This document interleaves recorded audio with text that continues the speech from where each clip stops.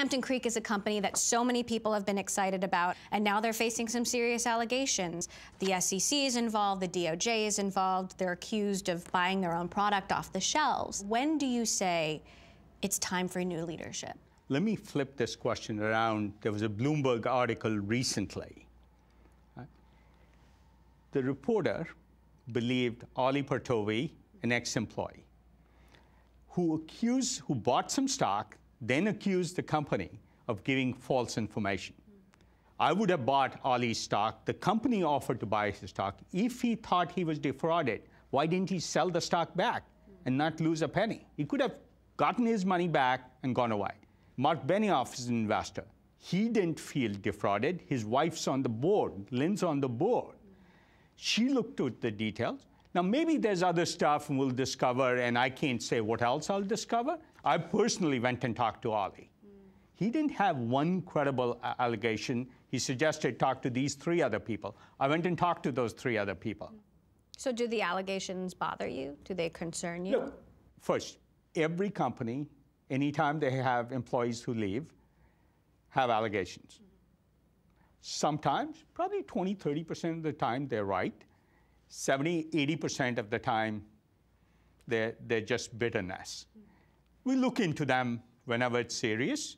I won't comment on the specifics, but suffice to say, we are always looking. Entrepreneurs push the edges. Is the buyback relevant? The $77,000 reported, completely irrelevant to our investment decision. Why is somebody investigating? Ask the question. Do you know, under a Freedom of Information request, the American Egg Board was plotting to destroy Hampton Creek because the egg industry hated them. Unilever sued Hampton Creek for calling their mayo, and then withdraw the lawsuit when they realized how bad it was. So there are many, many enemies the company has, including using federal funds in the Department of Agriculture to target a company. There's emails that were discovered by a reporter in Washington that said, how can we prevent them from getting distribution at Whole Foods? Now, why would a federal agency be trying? Why? Because there's interests involved here. People, again, who are being disrupted and will get hurt. So I'll tell you it's a complex story, but I can't go into specifics. How would you describe your faith in the CEO, Josh Tetrick, and your faith in Hampton Creek as a company?